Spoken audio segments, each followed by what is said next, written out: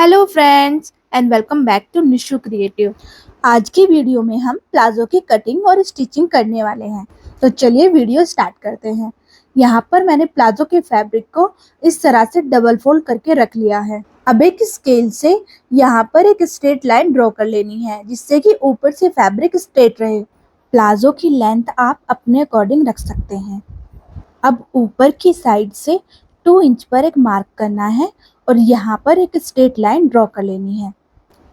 यहाँ से ये फैब्रिक अंदर की साइड फोल्ड हो जाएगा इलास्टिक डालने के लिए। अब हमें प्लाजो की विड्थ की मार्किंग करनी है, तो विड्थ की मार्किंग हम हिप के अकॉर्डिंग करेंगे। हिप राउंड को 4 से डिवाइड करना है, जितना भी आएगा उसमें 1 इंच प्लस कर देना है और यहाँ पर इस तरह से मार्किंग कर लेनी है। जितना भी हमने प्लाजो का विड्थ लिया था उतना ही हमें आसन लेना है और यहाँ पर एक स्ट्रेट लाइन ड्रॉ कर लेनी है। अब जितनी हमने प्लाजो की विड्थ ली थी उतनी ही मार्किंग हमें इस लाइन पर करनी है। अब इस मार्किंग से आगे 3.5 इंच पर हमें एक और मार्क लगाना है। अब पहले वाले मार्क को ऊपर विड्थ वाले मार्क से इस तरह से मिला लेना है। अब यहाँ से मेजर करना है, जितना भी आएगा उतनी ही हमें नीचे मार्किंग करनी है। अब इस मोहरी वाली मार्किंग को ऊपर आसन वाली मार्किंग से मिलाते हुए एक स्ट्रेट लाइन ड्रॉ कर लेनी है। अब हमें आसन में गोलाई को देना है, जिसके लिए सबसे पहले हम आसन की इस लाइन का हाफ निकाल लेंगे। अब एक फ्रेंच कर्व की हेल्प से इस तरह से हमें यहाँ से मिलाते हुए गोलाई दे देनी है। ड्राफ्टिंग होने के बाद अब इसकी कटिंग कर देनी है। यहाँ पर मैंने ओनली फ्रंट पार्ट को कट किया है। फ्रंट पार्ट की कटिंग करने के बाद अब हमें बैक पार्ट की कटिंग करनी है, जिसके लिए मैंने इस फैब्रिक को इस तरह से डबल फोल्ड करके रख लिया है। अब एक स्केल को लेंगे और यहाँ से एक स्ट्रेट लाइन ड्रॉ कर लेनी है। लाइन से नीचे की साइड 2.5 इंच पर एक मार्क करना है और यहाँ पर एक स्ट्रेट लाइन ड्रॉ कर लेनी है। अब इस लाइन से मिलाते हुए फ्रंट पार्ट जो हमने काट के रखा था उसको इस तरह से इसके ऊपर सेट कर लेना है। फ्रंट पार्ट को इस फैब्रिक के ऊपर अच्छी तरह से सेट करने के बाद अब इस लाइन को हमें आगे तक ड्रॉ कर लेना है। अब यहाँ पर हमें कटिंग वाले पार्ट से 2.5 इंच आगे की साइड में मार्किंग करते जाना है। अब इस मार्किंग से 3.5 इंच आगे की साइड में हमें एक मार्क कर लेना है और इन सब मार्क को आपस में अच्छी तरह से मिला देना है। अब एक फ्रेंच कर्व की हेल्प से बैक पार्ट के आसन में हमें इस तरह से गोलाई कर देनी है। प्लाजो की मोहरी की साइड से हमें ओनली 1 इंच एक्स्ट्रा लेना है। अब इस मार्क को इस तरह से स्केल की हेल्प से मिला देना है और इन्हीं मार्किंग पे हमें बैक पार्ट की कटिंग कर देनी है। प्लाजो का ये ऊपर वाला जो साइड है इस पर हमें इस तरह से एक तिरछी लाइन ड्रॉ कर लेनी है और इसी लाइन पर हमें इसकी कटिंग कर देनी है। अब बैक और फ्रंट पार्ट में जो ये साइड में जॉइंट है इनको भी काट करके दोनों पार्ट को अलग अलग कर लेना है। प्लाजो में मुझे दोनों साइड में पॉकेट लगाना है, तो मैंने यहाँ पर पॉकेट को भी कट कर लिया है। पॉकेट की लेंथ को मैंने 13 इंच और इसकी विड्थ को मैंने 7 इंच रखा है और ऊपर से इसको मैंने 5 इंच रखते हुए इस तरह से गोलाई दे देनी है। पॉकेट्स के लिए मैंने ये सेम साइज के 4 पार्ट को कट किया है, जिनसे दोनों पॉकेट बनकर रेडी हो जाएगी। प्लाजो की कटिंग करने के बाद अब प्लाजो की सिलाई करना स्टार्ट करते हैं। यहाँ पर मैंने प्लाजो के फ्रंट पार्ट को लिया है। सबसे पहले हमें इसके आसन को जॉइंट करना है। आसन को सिलते समय ऊपर की साइड से सबसे पहले आधा इंच पर एक सिलाई करनी है, उसके बाद 1 इंच का गैप छोड़ना है और फिर उसके बाद सिलाई करना स्टार्ट करना है।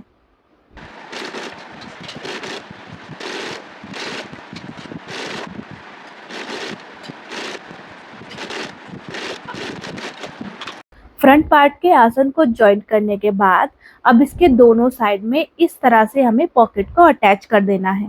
प्लाजो के फ्रंट पार्ट में मैंने दोनों साइड में इस तरह से पॉकेट को अटैच कर दिया है।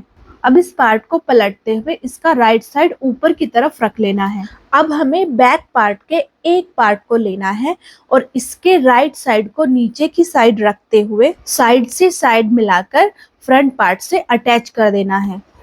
इसी तरह से बैक पार्ट के दूसरे पार्ट को लेना है और इसे भी side by side front part से अटैच कर लेना है।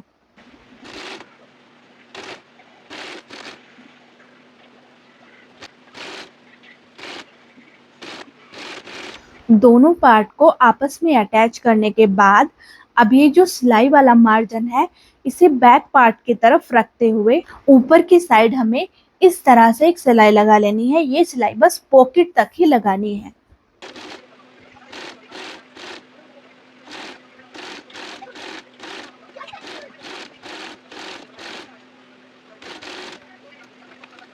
इस तरह से मैंने साइड में सिलाई को लगाकर रेडी कर लिया है और जहां तक पॉकेट है वहीं तक मैंने सिलाई को लगाया है।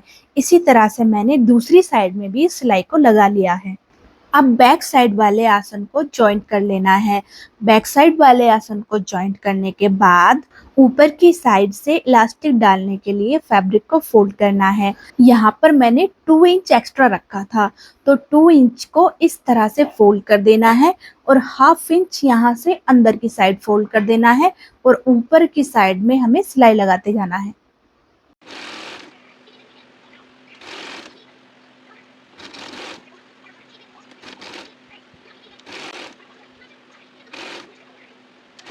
प्लाजो के बैक साइड में हमें यहाँ पर थोड़ा सा फैब्रिक एक्स्ट्रा मिलेगा। इसके लिए हमें इस तरह से एक प्लेट डाल देनी है और इसी तरह से हमें दूसरी साइड भी छोटी सी एक प्लेट डाल देनी है। ये प्लेट्स इलास्टिक डालने के बाद नहीं दिखेगी।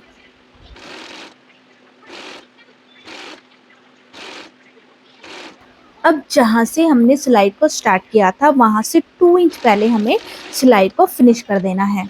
यहाँ पर एक गैप बन जाएगा जिसके थ्रू हमें इलास्टिक को इंसर्ट करना है। इस प्लाजो में मैंने 1.25 इंच चौड़ी इलास्टिक को यूज किया है जिसकी लेंथ को मैंने 38 इंच रखा है।